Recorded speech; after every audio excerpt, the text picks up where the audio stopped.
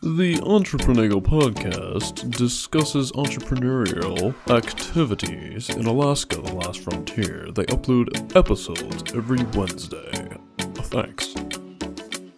Welcome back to episode 21 of the Entrepreneurial Podcast. Season 3, I guess, as we're calling it.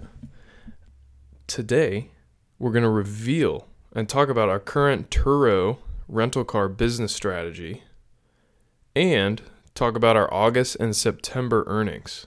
So stay tuned. Pretty excited to share what we've experienced in a short 3 months with that business. But before we get to that, as usual, Kelly, what's the question of the day?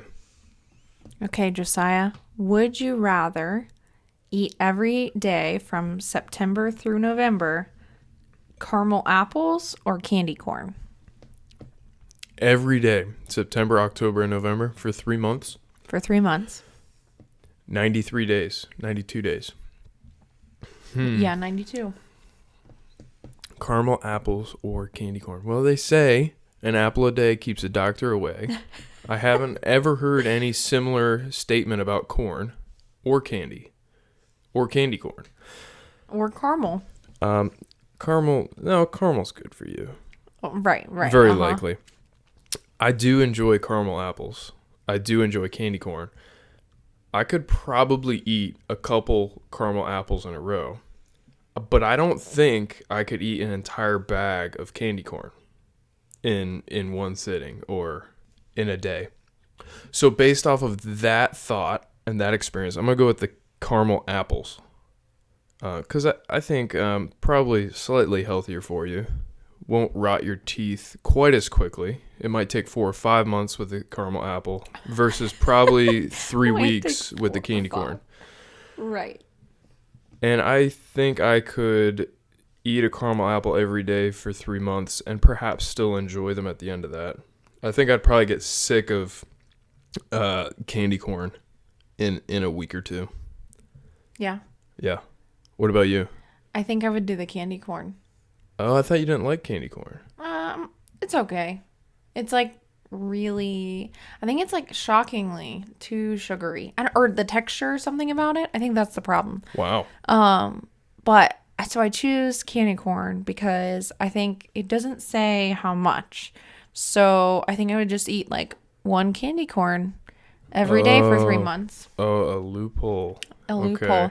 That's what I would choose. Because if it's just one, it's like, okay, like even if it's your least favorite piece of gum, if you had to chew like a piece of gum every day for 90 some odd days, it's just you just eat it once and then like that day and then you're kind of done. Yeah, you don't have to eat a whole bag. That's a good thought process. But like it's just like one versus if it's an apple. I mean, yes, that's also just one, but it's big and there's a lot of bites. Like you have to end up taking. There are small apples. There are small apples, so it could be a small apple, but still, like, in my mind, it'd be like a lot.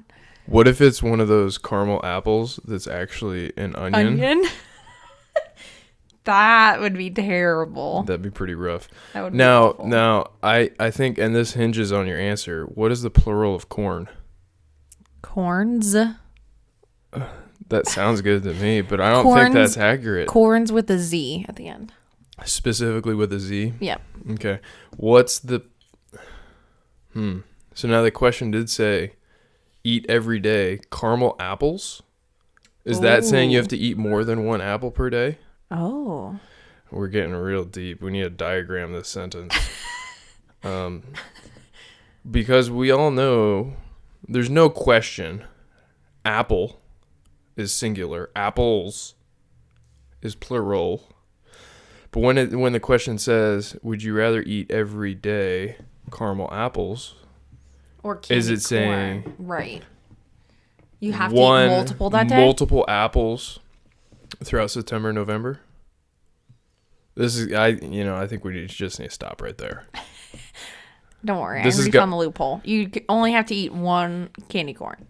Yes. But I think technically, comment or let us know if you know the answer to this. I think the plural of corn is actually corn. I think the plural is corns with the Z at the end. So I don't think the question is clear enough.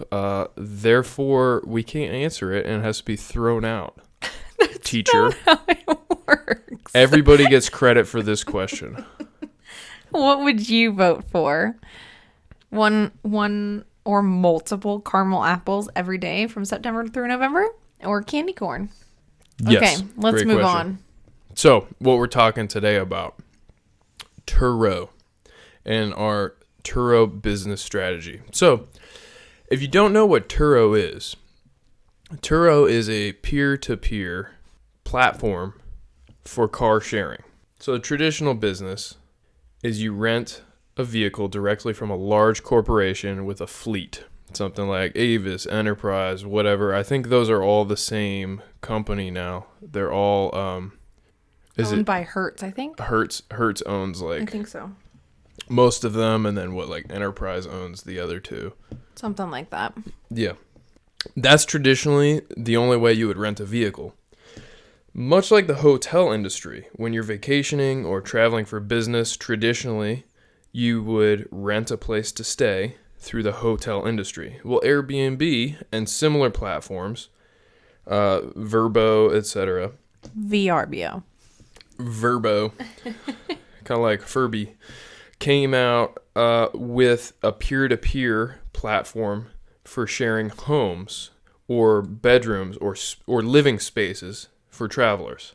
Well, now Turo, which has been around for a while, I'm not sure, maybe not quite 10 years, but I know probably at least 5 to 7 years. I mean, I definitely remember we rented from Turo in 2018. Yeah. So anyway, Turo is a peer-to-peer car sharing platform where I, as a average American citizen, can list my vehicle as long as that vehicle meets certain Turo requirements, and then someone can rent it from me for a daily rate, and they have insurance and stuff wrapped into that agreement, and they provide the platform for that transaction. So it's a really cool opportunity that I think is disrupting some of the big car rental agencies. We talked a decent bit about the rental vehicle shortage earlier this year. That was a big problem nationwide, and especially here in Alaska's local economy, because of results of travel changes and mandates last year due to the so-called pandemic. So if you're interested more in that, And don't check out forget that the episode. The microchip. Yeah. Some of it's manufacturing, some of it's travel changes, etc. So check out that episode if you're interested in more. So we picked up a vehicle. We spent a lot of the summer kind of researching and preparing and looking at different vehicles, back and forth on what type of vehicle we wanted to get. We probably should have just committed to one early in the summer because we missed out on a few months of really, really good potential revenue there. But we got a vehicle, was at end of July, got it listed on Turo's platform probably the last weekend in July, and has been live since. The entirety of August, entirety of September, and up through today, mid-October. So we want to talk today a little bit about our business strategy and the things we've thought about in this Turo and our goals moving forward, and then share some of the numbers of what revenue and rates we were able to get in the last, about 80 days. So we started with this summer in particular. There's a big opportunity for Turo because of the rental vehicle shortage. We want to do this a little bit more long-term than just this summer or maybe next summer when there's a shortage again. We're looking at this as perhaps a longer-term business for multiple years. And so with that, we did some research and some thinking about how can we set ourselves apart from the big dog rental companies. What would make someone want to rent from us, Random Joe, as opposed to Hertz? Hertz is a global company. There's a lot of advantages to renting through them. And other than just competing with them on price, which isn't something I really necessarily want to get into, a price war with them, because they would probably be able to beat us any day of the week. Right. We started looking at what options does a place like Hertz not have, and what gap in the market can we fill? Well, and especially because like you hit it there, they're a nation / worldwide. Are they worldwide? I didn't know that. I guess if they are. Anyways, I kind of made that up. They probably are. Well, at least nationwide. They're a nationwide company. And so with that, right, there's clearly like there's some sort of control locally or at least by state, dependent on state rules, whatever, all those sorts of things. But I guess what I'm trying to hit at is because they're a national company, they've got standards and procedures that probably may not work in Alaska year round. In the summer, I think we're about to talk about this, so I'll just hit it. The summer, right? Like you can basically use any vehicle. It's in Alaska, it's not going to really stop you to have like a rear wheel drive vehicle. It's not going to stop you to have like you don't need snow tires clearly year round or something. I should say in most parts of Alaska, the parts that most tourists are going to visit while driving. So, but the big places don't necessarily offer or let you choose if it's based off of all-wheel drive, four-wheel drive SUVs. They're kind of limited on that, or you just kind of get a category and you tend to have to pay a big time premium for those vehicles. And then they also don't really offer or even let you select something with snow tires. Typically the cars when did we rent a car? I think we ended up having to rent a car in September timeframe a few years ago. And it wasn't a bad vehicle. It was just a 4-door sedan, but it wasn't like we got to choose like, hey, like in case it snows, which it can snow. It snowed this year in September in Anchorage. And you're not guaranteed to get like snow tires or even great quality like tires. Like you might just get their like whatever standard tire they get for a cheap deal. Yeah, as far as we know and what we've seen in our limited experience interacting with the local Hertz, etc., they just run with some sort of all season, all terrains. They don't put special winter tires on. And I'm not trying to say they're going to give you like something that's going to cause you a car accident or something. It's not like they give you completely bolted tires or something like that, which would be bad. So you need to let them know if that's the case. But in definitely during the winter time, that's not always good to just have like your just standard tire. Like if you're going to get something like that, it might need to be not just like all weather. It needs to be, or like all season. If it's going to be that type of tire, it needs to be probably the best quality in that category, just for the amount of snow and ice that builds up on the roads. Like your generic road has tons of ice on it. So all that to say, we kind of concluded, how do you compete with a company like Hertz? You find a loophole and you don't.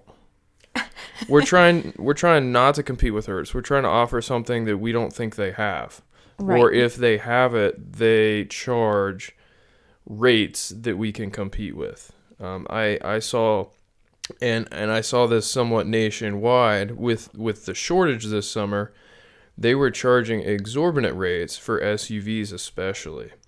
I saw places like Hertz charging $300 to $400 a day for an SUV rental, which is insane. Now Turo rates got up there, and we'll talk about that in a few minutes.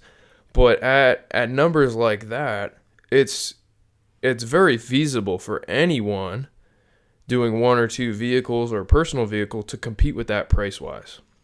There's a lot of wiggle room profit margin-wise. And I think part of, I guess what we're getting at is a lot of the big companies also, they focus on like, okay, we have a vast fleet of like, 300, multiple hundreds, if not thousands, depending on the city, of vehicles in this area, in this city, on this lot. We're going to offer you this, like you can pick from category A, B, or C, tiered up in price. And like, we can't guarantee you which exact car you'll get. It'll just kind of be like anything. Well, that's not what we're competing with. We're competing, we kind of are, but like we're trying to avoid competing with that. We're offering a very specific car. This is the car you're getting. These are the features in it. It offers, X, Y, and Z options that you are looking for specifically. Yeah, that's a big advantage to Turo. You pick the exact vehicle you want versus getting a kind of vague class of vehicle through the traditional rental companies. So with all that, we decided on an all-wheel drive or four-wheel drive option, SUV type vehicle. Definitely going to put snow tires on in the winter. Now it's kind of like what style or what age and mileage. And I found that depreciation wise, I think the best bang for our buck is to get something that's around 10 to 12 years old and has close to or over 100,000 miles. Because at that point, a lot of depreciation has happened in the vehicle. So you can get it for a decent price compared to what it originally MSRP'd for. That said, there's still a lot of use and functionality in the vehicle. It's still super reliable. Vehicles today easily go to 200K miles. And they stay strong and steady for 15, 20 years. So there's a lot of use. We're not looking for a vehicle that we're going to keep for 5, 10, 15 years. It's probably if we do this long term, we'll replace our vehicles every 3 or so years is what I'm thinking. Yeah. And we're not even offering like beaters with heaters. Like we're offering still good quality vehicles that will still run and you don't have to worry about breaking down, but they don't have to be straight up off the conveyor belt or whatever it is. Yeah. So let me, if you're following along on YouTube, I'm going to pop up our actual vehicle that we purchased here and the listing. We ended up getting a nice 2012 Toyota Highlander. It was, I think, just under 100,000 miles when we purchased it, 98, 99. And a nice purple color. It maxed out with all the options. I'm flipping through the pictures right now for those of you on YouTube. Leather seats, heated, all-wheel drive, four-wheel drive options, Bluetooth, etc., etc. Honestly, probably the nicest vehicle either of us have ever purchased. Would you say so, Kelly? Yeah, probably. Nicer than any personal vehicle we've owned in our last, 5 to 8 years of owning vehicles. I will say I do like the car I drive, but it doesn't have leather seats. Yeah. Or heated seats, yeah, which this is still a slightly great call. newer one with slightly nicer options. Slightly different class than what you drive, Toyota Sequoia. So with that, there were a decent amount of startup costs. Kind of an expensive side hustle to get into unless you're going to put your personal vehicle, your daily driver on there that you already own. So there's the vehicle purchase. I'm not gonna share the exact number, but it was between 15 and 20 grand is what we paid for it. So that's the biggest cost to start up. Then we paid a good friend for some really nice quality photos. If you're on YouTube, you can see they're professional. We went to a popular and scenic parking lot, so there's a misty mountain backdrop. And so our friend JR Squared Photography. His name is Jordan Ring. Yeah. We'll tag him below, but you can find him on Instagram. I think literally what you just said, JR, like the number 2, then photograph or photography, something. We'll tag it below. Yeah, just check down below. Our memories are terrible. Anyway, he took really, really professional car photos. That's something that I think he's best at, is doing car photography. So that's why we went to him. And I think that sets us apart from other Turo hosts who took their photos at the dealership with their Nokia toaster phone. Nokia. And it's like kind of tilted, and you can see the temporary tags on it. So you're like, okay, they just bought this. And you see in the background the actual dealership they bought it from. And maybe you see like the actual like car salesman's reflection in the mirror. I don't think that matters a whole lot with the amount of demand throughout the summer. But I don't think that's a professional look. So we wanted something a little better than that. So we paid for good quality photos. So that was another startup cost. Then we have insurance. Some people put these on their personal insurance. We opted to put it on a commercial fleet insurance so that if we have the desire to, we can rent this directly to a customer without Turo in the middle through our travel business where we help people plan itineraries coming to Alaska. So kind of like an add-on to that business. And we'll be covered insurance-wise for them and us. And then the last thing we have is we decided to prioritize airport pickups and deliveries. And with that, there's some parking fees, and I'll get into in just a second how we did the drop-off system. But there was a lot of startup costs, and it'll take a while to recoup the initial investment in that vehicle. But once we do, we will have recouped that money, and I think probably within about a year, based off some numbers and charts we've run, we'll probably recoup the vehicle purchase cost, and we will have still a lot of value in the vehicle. It will depreciate some, but it'll still have most of the value because we bought an older vehicle. It's not going to depreciate 50% in the coming year. So drop-offs. Another way we wanted to eliminate some of the competition, specifically on Turo, is by doing no contact drop-offs. We've rented on Turo a few times ourselves in various parts of the country. And when you're meeting up with an actual host, they're bringing the car to you. You're trying to text each other what GPS coordinate you're at. You're trying to time it, especially if someone's coming into the airport. There's a lot of delays. It's just not a streamlined process, especially after maybe 12 hours of flying to get to Alaska. So we wanted to do no contact deliveries, meaning the vehicle is there and waiting for them. Whenever they get there, whenever they're ready, within the rental period they requested, they can go pick it up. They can get the key. They don't have to interact with us. We don't have to stand there waiting for them. Much more streamlined and easy. So the first few rentals, we put a lockbox on the vehicle with the key and some different instructions for them to follow in order to find the vehicle, in order to get the code for the key. And that worked really well. We parked it at a airport parking lot.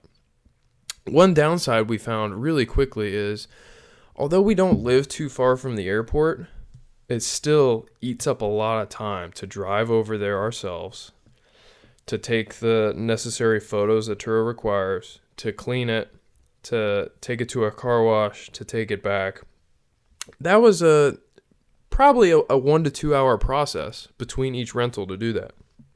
So we started looking for an easier way that didn't necessarily require us physically going there between rentals. And we found a Turo-friendly parking lot that's really close to the airport, and they have a free shuttle that picks up people from the airport and brings them to their lot. And there's a lot of Turo hosts use them throughout the summer. And so we started doing that. So a much higher cost, because now we're not only paying a slightly higher daily parking fee, but the vehicle could sit there multiple days. But the big thing that was a big time savings for us is they have a on-site gentleman who does cleaning. And he was able to do the cleaning between rentals for us, to send us the necessary photos, and to just do an overall check through of the vehicle to make sure nothing was wrong. So we did that probably 75% of the summer, and that works really, really well. Such that for maybe 6 or 7 rentals, we never even saw the vehicle ourselves. We got photos of it, we knew what condition it was in, we knew what mileage it was at, and such, but we never had to drive to the airport and do it ourselves. We were able to do that from the comfort of our home, or even for some of it, we went on vacation out of state, which I think was really awesome. We even did it once, being like hours away in Alaska, which is not hard to do. To be hours away from, like, out of not only service, but also away from the area. So we couldn't get back, to come take care of the vehicle. Yeah, so that was a huge time savings for us, but a decently significant higher cost between rentals for that turnover service. Right now, we're still learning kind of the differences between the summer and winter market. It's now winter here, and we saw a definite transition in prices and demand in about mid-September. So we're trying to figure out the best way to run things throughout the winter. But let's take a look at our Turo page a little bit. For those of you on the YouTube, let's flip through our listing and point out some of the things that we focused on. So from the listing, right away, the first description we have is right now we've been offering 24/7 pickup and drop off for free at the airport, a quick shuttle ride, etc., etc. Then we talk about all the features of this vehicle. This vehicle is fully packed with all the extras. So that's something worth highlighting. Mention the parking and pickup situation, much easier than the way some other hosts do it. And right now we have 5 stars and 9 ratings. So that's pretty exciting. Performance-wise, we will in a few days should be granted all-star host. You can see that on the right side here. That'll give us a little star or badge or something on our listings and on our profile. That should give us a boost and should encourage people to trust us over other hosts. In order to get that, we had to have all these metrics on the left, and it kind of looks like we'll just barely make it for this rating period. But well, not because we were doing poor, just because of the amount of trips. Yeah, our quality ratings, no problem. Probably the hardest one for us starting out is you have to have 10 completed trips in that period, and we just hit 10 trips. What was that? A few days ago. Yep. We hit our 10th trip. And 10 trips probably doesn't sound like too much over a 2.5 month period, but a decent number of those trips were week-long, 7-day, 10-day kind of trips. Yeah. So if you have a couple 7-10-day trips, that fills up, a quarter of a month. And love those trips. Those are the best. We try to offer guests a pretty good discount if they book for 7 or more days, because that's really what we want, is more longer term ones. So that's our performance tab. Next we have reviews. Yep, looks like one of the 10 people that rented from us didn't leave a review. That sucks, but we've got 9 5-star reviews. Not going to bore you with what those people said, but basically what we're doing so far, people seem to like the vehicle. Now we're on to earnings, probably what you came to this video for. So you can see we started in August with our first earnings, and we got $2,860. Now this is what we actually got deposited to the bank. This isn't after Turo fees. Yeah. So Turo, we pick the daily rental price. We pick what level of Turo insurance we want. For most of these, I think we're on a 75% plan. And that kind of decides what deductible we would have to pay in the event of some accident or something nefarious, and some other features with that insurance plan. So 75%, we get 75% of whatever the daily rate is that people book it at. So our cut after those Turo fees that Turo sent to our business bank account, $2,860 in August. Pretty exciting for that being our first month to earn nearly $3,000. That's awesome. Yeah. We were pumped in August, and we were getting daily rates between $100 and $200 per day.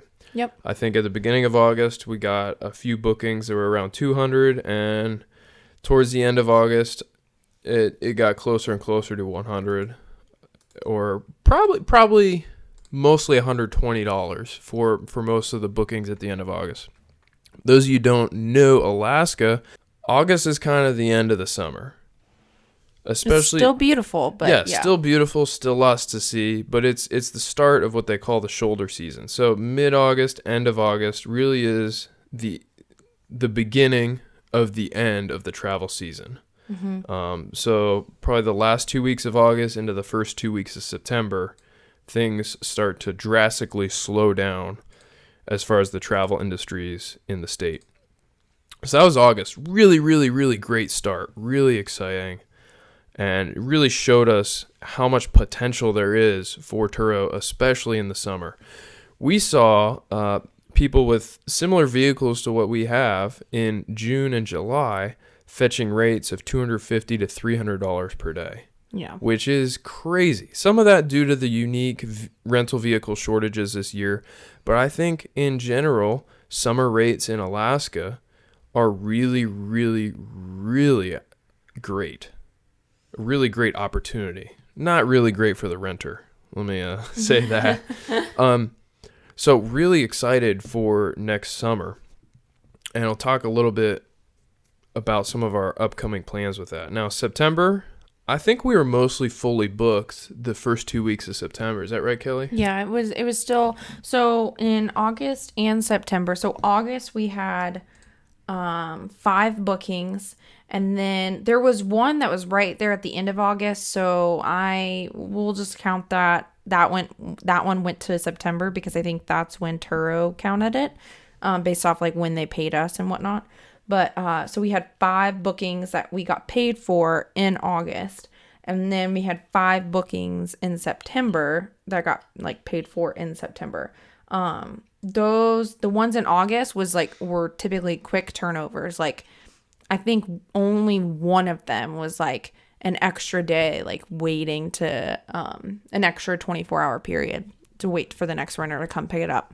Yeah, the turnaround between most of those rentals was less than 24 hours, which was awesome. Yeah, it was great. It was perfect timing. Our in the first month of us owning that vehicle, it only sat for probably 3 or 4 days that first month. Yeah, it was gone a lot.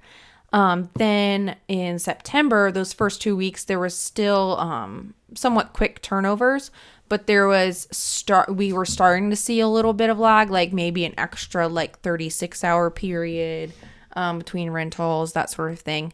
And then towards the end of September, there wasn't. There was a little bit of a delay before the next renter came, which worked out, but there were still only 5. So you can see how wild that is to go from 5 to 6 bookings in August to like 4 to 5 in September.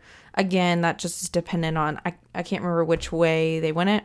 Turo paid us for one at the very end of August in September, so I'm not sure how they allocated it. So if it's 5 and 5, that it was pretty wild to go from nearly 3,000 and then, not quite $1,500 with the same number of trips. But that was because, again, the delay, that there was extra, the car was sitting longer waiting for the next renter.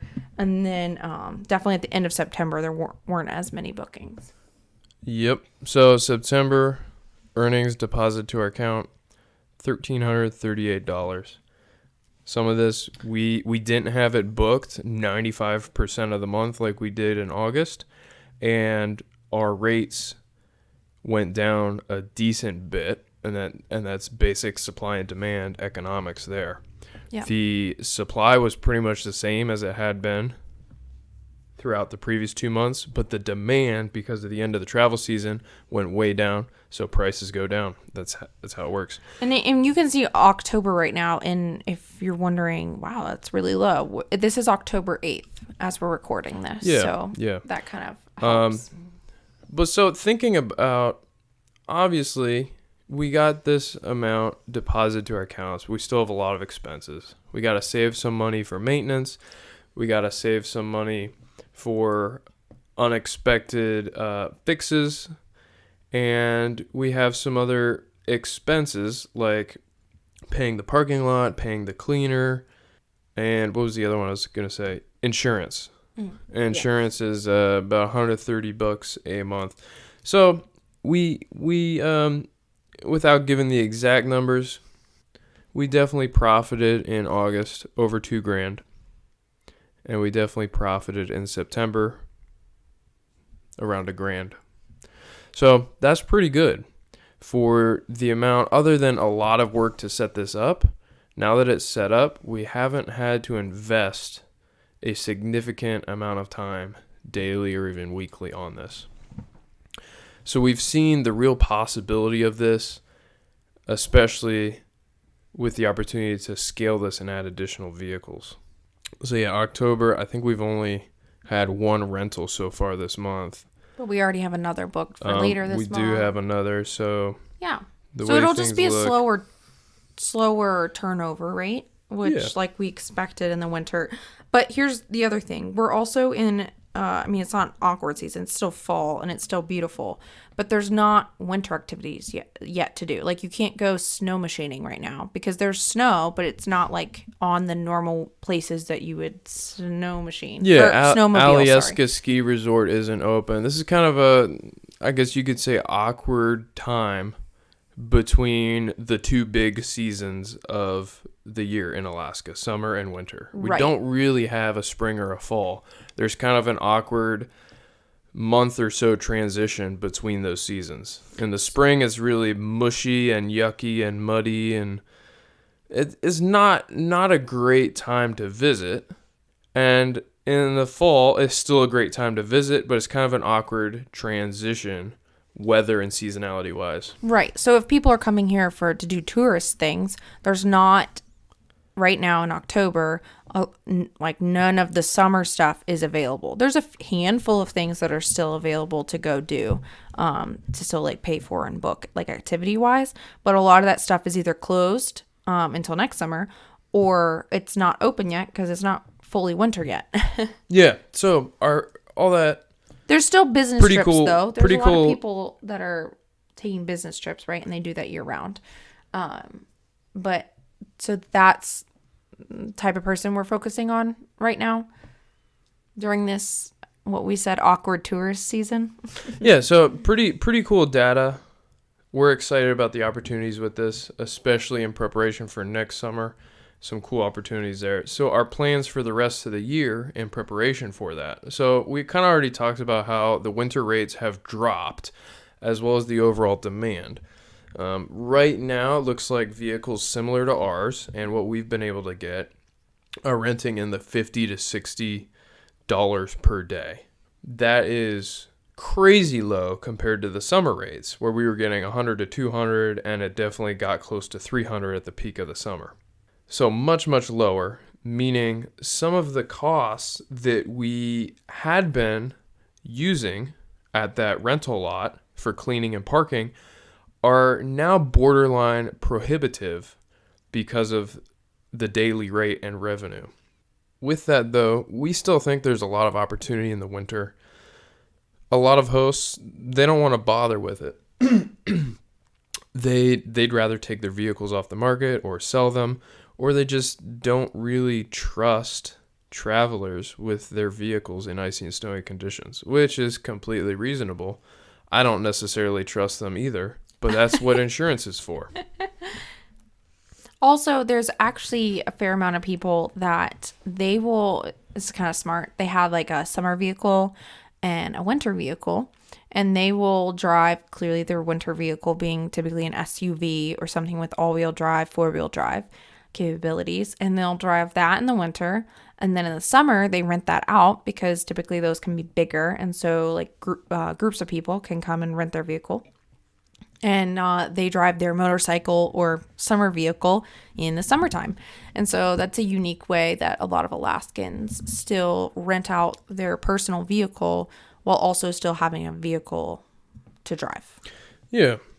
So because of the change in rates and the demand, we're rethinking our business strategy for the winter months. What we did in the summer isn't really working the way we want it to now that winter is upon us. So we might do something that's a little more time intensive for us, where we do the cleaning or store the vehicle differently in order to maximize the little bit of revenue that is still there. We're really excited to expand our fleet for next summer. Yes, that's super exciting. Yeah, our goal is to get to 5 vehicles before next summer. We're kind of thinking through the different ways to do that. We could start adding a vehicle every month throughout the winter, or we could kind of wait till spring and then pick up a bunch of vehicles all in one month. Trying to decide if it's worth managing 4 additional vehicles in the slow winter. It could be. We'll kind of see how October plays out now that the cold is upon us.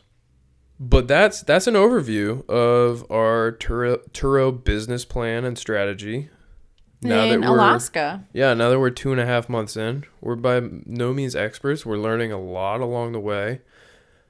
But wanted to share this because we've earned already $4.3 grand this year, and we're 2.5 months in, and we ultimately don't know what we're doing. Well, okay. We do, but we don't have experience in this industry in any way. Neither of us are big car people. Like, we know enough about vehicles in order to make good purchasing decisions. That's the funniest part. We've, even before this year, including this year now, we have literally bought a vehicle every year we've been up here.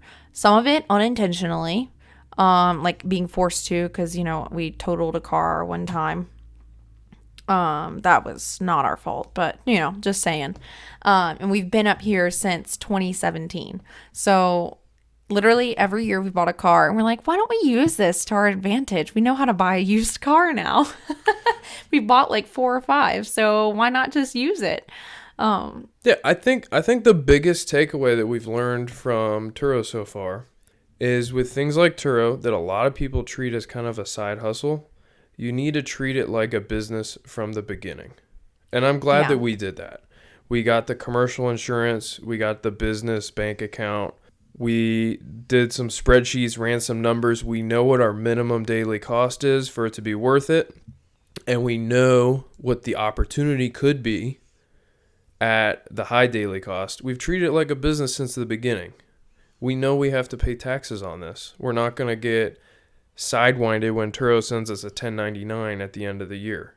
We have that money prepared and set aside.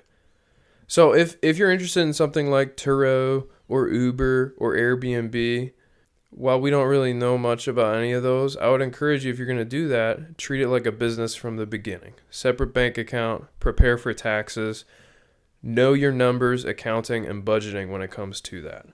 Don't just spend every dollar that comes into the account.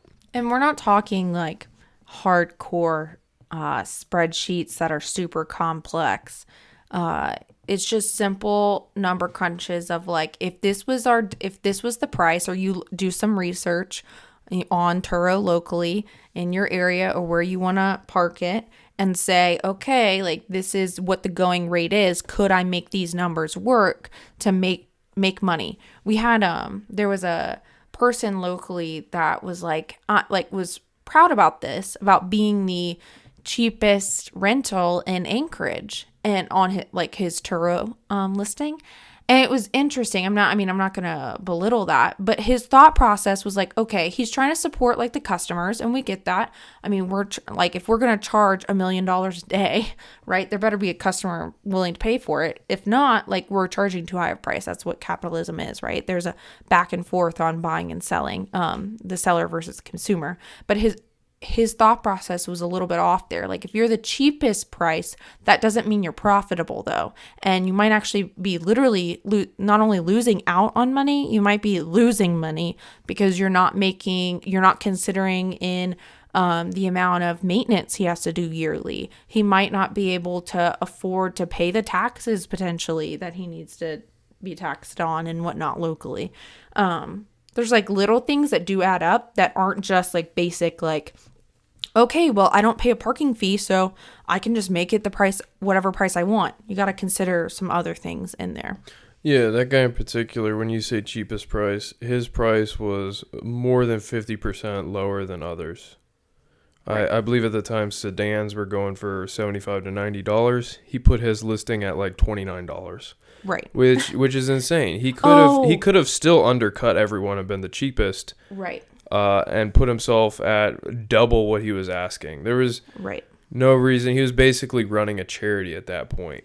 If he sat down and ran the numbers, that's what it would have been. But even charities, this is the interesting part. Even charities, they still have to make a profit. They still have to, and we're not talking like to make money off of the people that they're helping. No, I'm saying like they still have to keep the lights on that at their building. They still have to make sure they've got maintenance for their vehicle if they're running it, that sort of thing. So you just got to think about those things. If you are trying, like, it's okay to like be the cheapest price, but you just also have to consider a lot of little things in there. And to be 100% booked, that was also part of it. And a thought process you've got to keep if you're going to run an Airbnb or an Uber or, well, I guess Uber, you might not dictate your own prices, but an Airbnb or a Turo, you have to consider if you're going to be 100% capacity, that's great. But what if you were at 70% capacity and still making the same amount of money? You just got to think about it like that. Like if you just upped your price some, limited the amount of customers that you saw, because clearly you're in high demand if you're at 100% capacity. And if you lowered yourself to 70% capacity, but still charging a high enough price that you're still making the same amount, that's actually less work on you. Yeah, so exactly. Something to consider. Same potential income with less work required. We were excited to share this episode today, talk about some of the behind the scenes of our Turo. If you liked this, let us know. We'd love to share more of the details about this business or other businesses. And you can let us know by... you can She message... fell asleep. Sorry, I didn't realize that was mine. You can message us on Instagram. So I'm at jellybagel_AK and Josiah is baconbagel_AK. Or, comment on our last post or that sort of thing, or interact in our stories. You can also find us on Facebook. I think it's the same it's just without the underscore. So on Facebook, it's Jelly Bagel AK. Josiah's is Bacon Bagel AK. And yes, sir. On YouTube, you should be able to comment down below. And so if you're listening on a podcast, you can find us on YouTube at Entrepreneur. We also offer not only these podcasts in video form, but we offer several other tips and tricks that we just post from time to time. And then if you're watching on YouTube, find us wherever you like to listen to podcasts. But let us know if you would like an update on our rental throughout the winter season. If you want one in the next 3 months, or one once it's like April, May when winter's done, let us know. Yeah. I'm kind of thinking about doing something, a much quicker version of this every month. A quick 5-minute update. That'd be If kind you'd of be fun. interested, let us know. We enjoy sharing it and being pretty open about the numbers and the opportunity that's out there to earn money away from a 9-to-5, a salaried or an hourly job. Or even just to offer you a way to, do a little side hustle, to find a little bit of a business as almost like a hobby, but being paid to do so while also maybe paying for a vacation for you. It's kind of fun. Yeah. Thanks for listening or watching or whatever you've been doing for the last 40 minutes. We'll see you next Wednesday. Bye.